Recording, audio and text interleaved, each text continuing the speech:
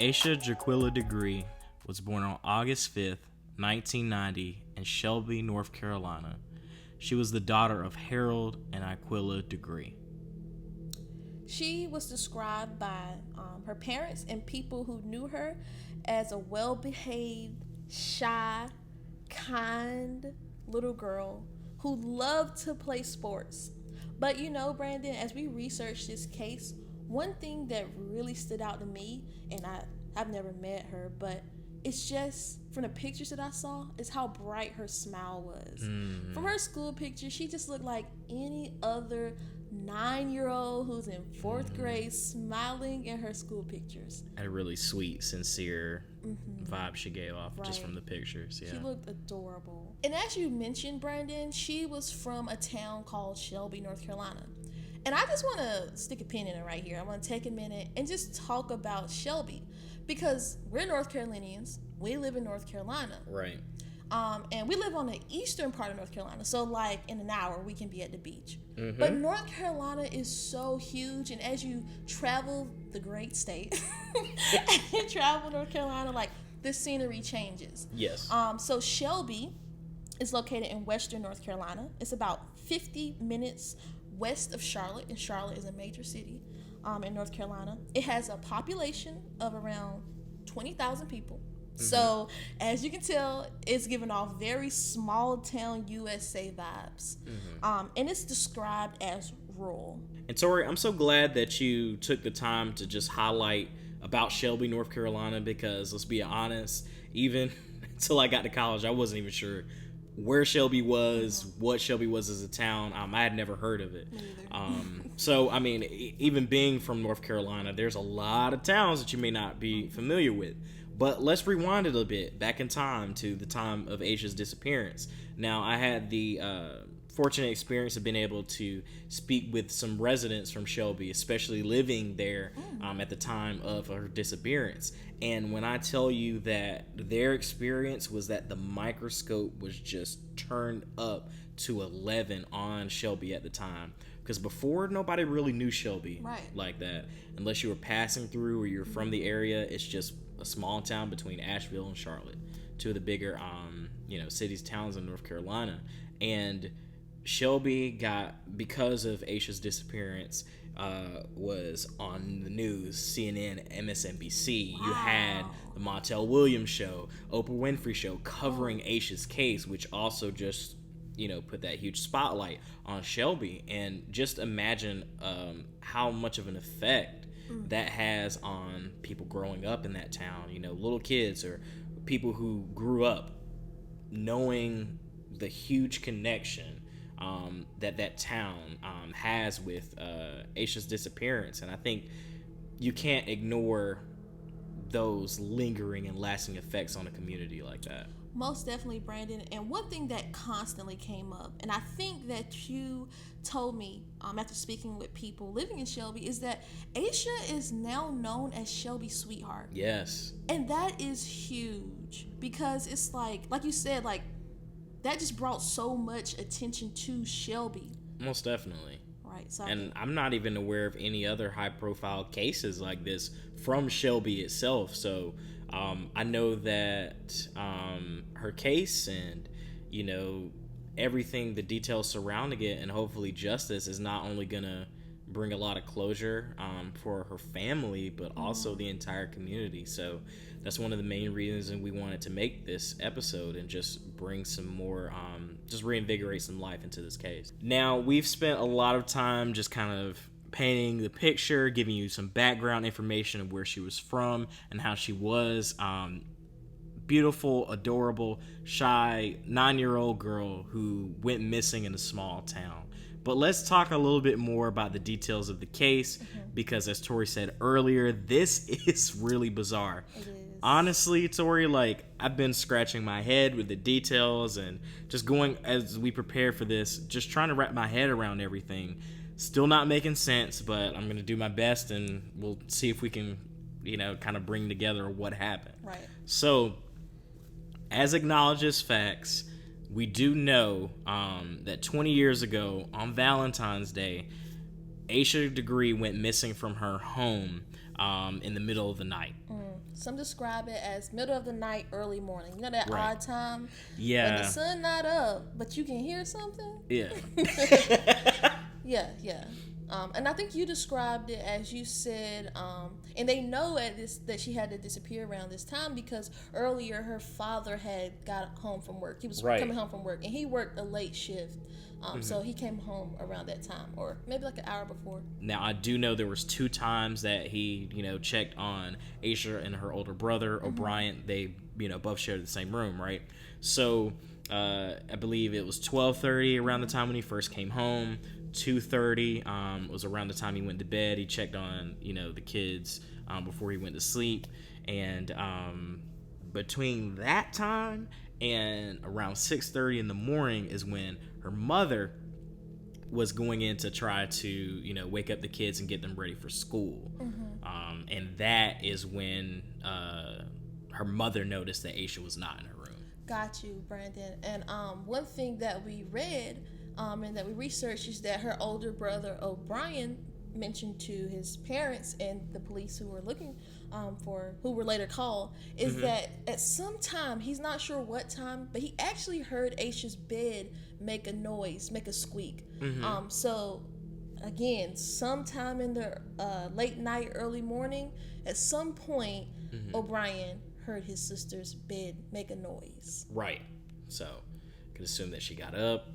I'm just not really sure, Right. But it's like, how many of us, how many times have you been sleeping and you have heard something in the other room, or even you've heard something in your own room? Yes. And you don't think much about it. Maybe she could have been turning, or anything like that. It's not a cause for alarm. And I mean, honestly, too, like, I've read so many different things. It's kind of hard to see what is definitively true. But I did just read something about how, sometimes she would, get out of her bed and lay on the floor so she could be closer to her brother. Right. So, whatever it was, obviously, if it was cause for concern of him at the time, like, what's she doing up? He would have, looked over. Maybe it was just something new. Maybe she wanted to go get us something to drink. I don't know. Right. It's so many things. Right. Yeah, you're right. So, of course, once her parents realized that she is not home, and I think they mentioned that her grandmother lived across the street, she is not at her grandmother's house. They did initial search around the neighborhood, and once they realized that she is nowhere to be found, of course, they call the police. And that is the moment when the official investigation is actually launched. So during the investigation, police actually come across 2 eyewitnesses who actually say that they saw Asha.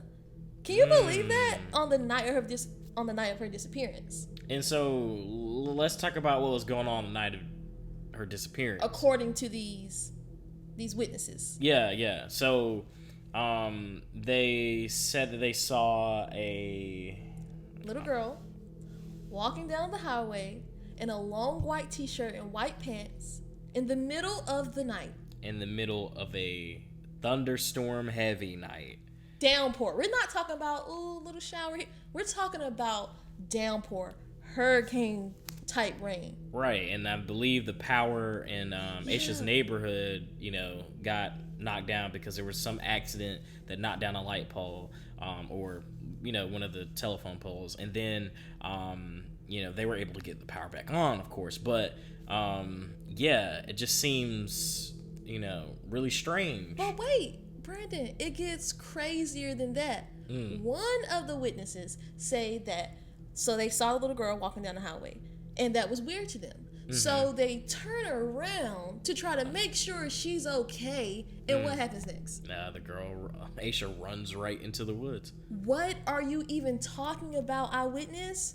That blows my mind. It makes me, like, when I try to imagine that, it literally scares me. It sounds very terrifying, like the plot of a horror movie. Yeah. But the thing that we say the police were able to confirm these eyewitness accounts, but the eyewitness accounts, those people that have these accounts did not come forward immediately to the police. Nobody called the police immediately. Now that is what frustrates me the most about this entire. Let me calm down. My heart rate is increasing. Because, Brandon, if I were a motorist and I'm driving down the highway in the middle of the night in a storm and I see a little 9-year-old girl walking down the highway at this hour, the first thing I'm going to do before I even confront anybody, because I don't know if that's a little girl, is call the police. Because I mean, we know that it was between 2:30 and like 6:30 in the morning that she would have possibly been. Right, but whoa, put on your seatbelt, because it gets crazier than this. We learn that Asha is actually afraid of the dark. Number one, she is afraid of dogs, and there will be no reason for her to be outside at that time alone. She was afraid of thunderstorms as well. I'm sorry, I gotta breathe for a minute because I don't understand. I mean, the most frustrating part about this case is that, I mean, there's no evidence to substantiate that she was abducted directly from the home. Right. All the evidence and what investigators and the FBI are widely acknowledging is the fact that Asha left the house. They don't know why she left the house, but they are saying that she left the house. So it is very hard for me to understand that in any normal circumstances of a 9-year-old girl who is very shy and timid, who is that afraid of the dark, of thunderstorms, and of dogs, to where she would leave her house in the middle of the night, not even 10 o'clock, we're talking to like devil's hour early or late, for whatever reason. That is very hard for me to just accept. And Brandon, can you explain one thing you told me about the highway? Yeah, and I guess too, when you hear, I mean, I don't know if this necessarily helps that theory or not, but Highway 18 is not necessarily like a major interstate highway. It's more Shelby's a small town. It's essentially, I mean, it's a highway, but it's a road that just runs through the town. Gotcha. And that's where, like most of the, main traffic goes through and stuff like that. But if anyone is familiar, with like Eastern North Carolina, there are plenty of some of the greatest highways in the world, by the way. Let me just intersect that.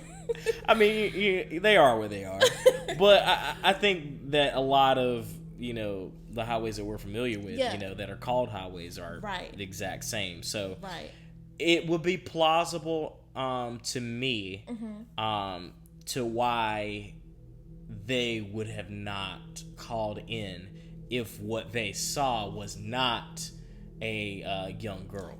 Right. And I specifically wanted you to explain that so that I could be able to move on, because I could not understand how you could see a little girl like from the highway that I'm imagining, like, a large highway like 70 or something. Like, what? Yeah. So, I think that's very important. And unfortunately, that sighting of her running into the woods was the last confirmed appearance of Asha. Wow. And honestly, it wasn't even until over a year later, 2 days of what would have been her 11th birthday, that by chance, as construction workers were digging up for a new property, that they found a bag that had Asha's name, address, a book. I think the book was Miguel Gets Pool, and a New Kids on the Block shirt. They found buried at that property. And it wasn't even in Shelby. It was in a neighboring county. Wow. So, wait a minute, Brandon. Yeah. They found a book bag. Yes. At a construction site, buried. Yes. With Asha's name and address in it. Yes. Items inside of it. Yes. And these items did not even belong to Asha. Actually, no, they didn't. That is crazy. Yeah, it's kind of spooky. The book was actually supposedly from her elementary school library. Now what? Now the shirt, her parents said that did not belong to her.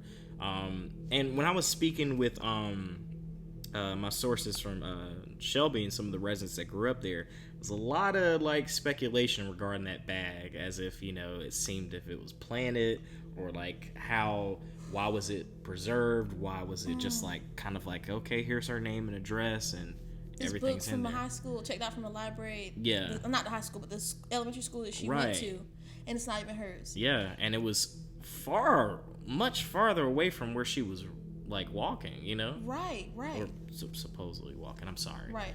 But what's interesting about that, the items found in the backpack, is that we know from her parents there were actually items that Asha took with her. Well, they think that she took with her because these items were missing from her room, and these items were a school bag. Okay. With just regular things inside of them, like that you would take to school, but also her basketball uniform was missing. And they described that as being one of her most prized possessions. But again, there's from our knowledge, right? But theoretically, it would be something that you would expect like a child who runs away or ran away to take a prized possession. Right. So, and also some other articles of clothing were missing. But they confirmed that what was found in this backpack in 2001 were not the items that were actually missing from Asha's stuff. Gotcha. And Brandon, another fact that was recently released in 2016 by the FBI is a possible car that someone might have saw Asha getting into. Gotcha. So we don't know when they knew about this fact, but we know that authorities don't always tell you every single detail that they know, as things are unfolding. So in 2016, the FBI released that Asha was seen getting into a dark green or a forest green 1970s model Lincoln Continental Mark IV or a Ford Thunderbird. So, and something else that's interesting is that fact, like the pictures of what was found in that backpack that we just talked about, this information wasn't released it wasn't released as it happened. It was released later. Right. Yeah, years later. So, I mean, it really just points to what kind of predicament in. Now, I don't know all the other leads and what this investigation is, come to. I know that, a lot of people in Shelby and, of course, her family, are still, looking and searching for answers. But the fact that, in at least my opinion, 16 years later, you release this information, that just shows you how long the case has gotten cold and kind of how desperate they are for new information, for some lead to, bring closure to this case. Right. And now, Tori, after everything we talked about today, I just really want to try to make sense of just everything and contextualize it. Something we haven't mentioned, and I feel like this is the perfect opportunity to mention it. To this day, Asha's mother firmly believes that her daughter is still alive. Right. In the interview that they did, releasing with the new information, and then also this year, in honor of the 20th anniversary, she's still, really adamant claims that she just really wants her daughter to walk back through, those doors, and just hope that they can pick back up from, where they left off. And I can understand any grieving mother or any mother, any family member, someone like losing somebody that close to you and not knowing what happened to them. I can understand, any of that, honestly. But the thing that racks my brain is not necessarily that she believes that she's alive, but that investigators are kind of carrying that same belief. Yes. I don't believe this is looked in as a homicide.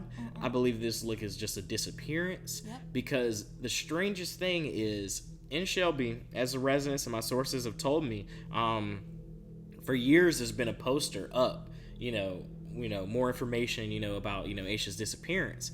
But on that poster, it's not just little Asha that's up there. Over the years, they have been digitally recreating and aging her to how she would look like today. And today, give about another month, she'll be 30, but, she's being looked for not as the remains of a 9-year-old girl, but as an alive 30-year-old woman. And what do you think about that? That is something that just makes this even more bizarre to me. Yeah, Brandon, I agree with you 1,000%.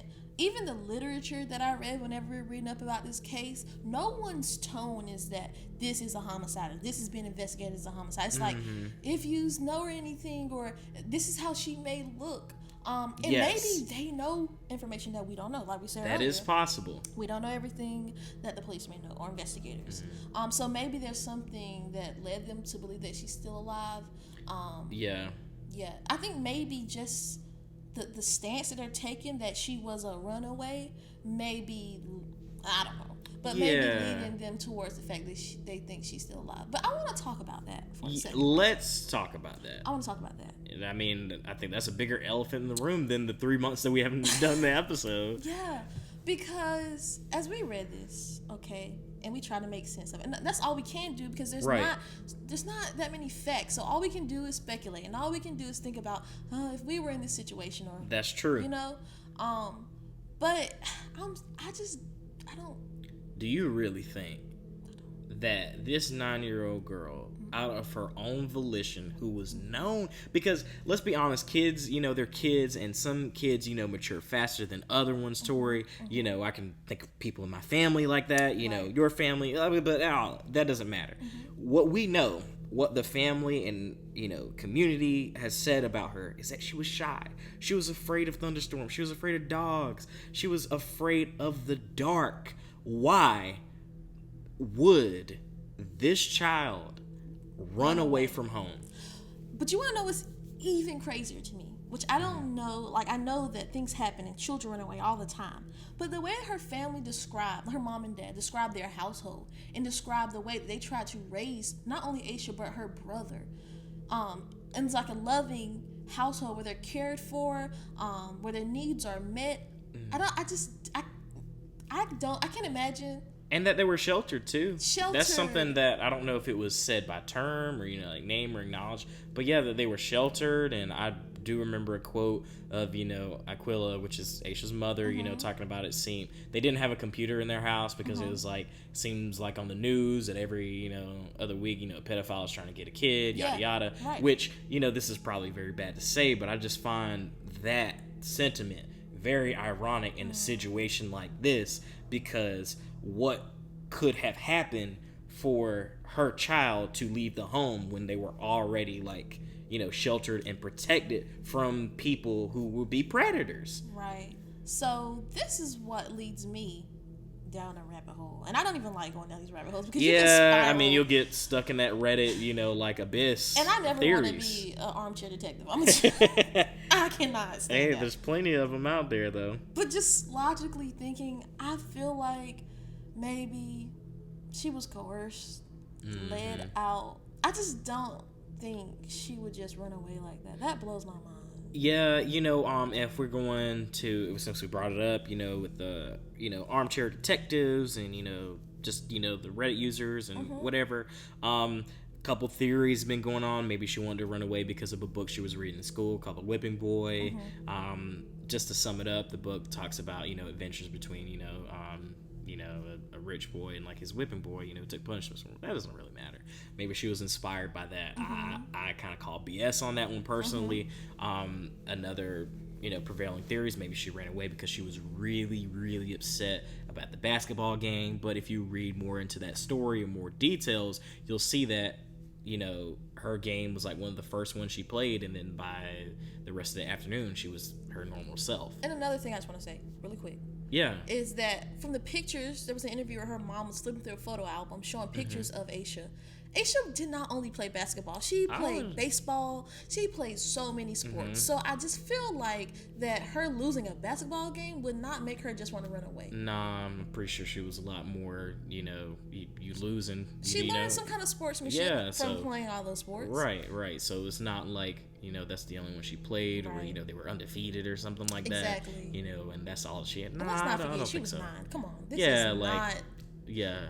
And also, too, from other things I read, like, she's actually would be under the typical age that people would run away from home. Usually you see children who are much closer to, like, pre-adolescence or adolescence run away home for, like, 12. So when you put all that together, and you put together that, she was shy, timid, and sheltered, what possible explanation would there be unless she was lured away or she was running away from something else? And that right there, Brandon, that is why the case of Asha Degree is bizarre. Yeah.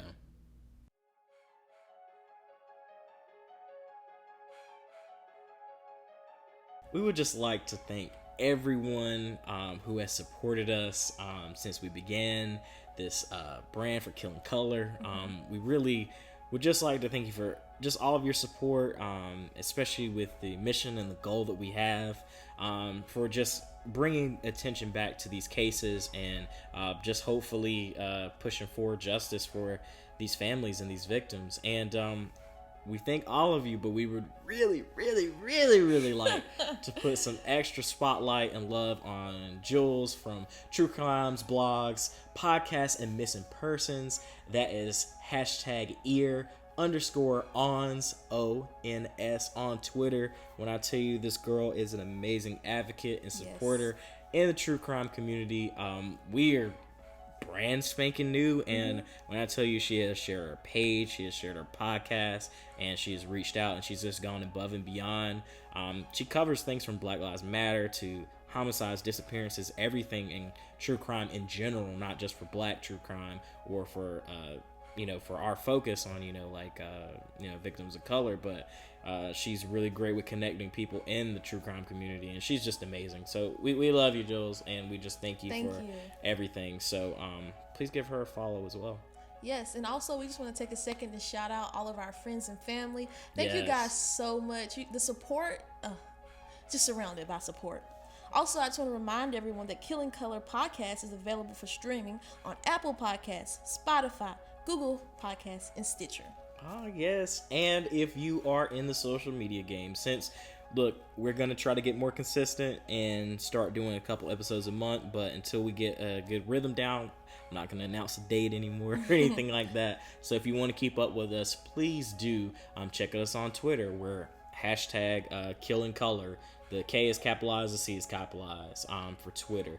Now, if you want to follow us on Instagram, just search Killing Color Podcast. That is all lowercase, and you'll find us there.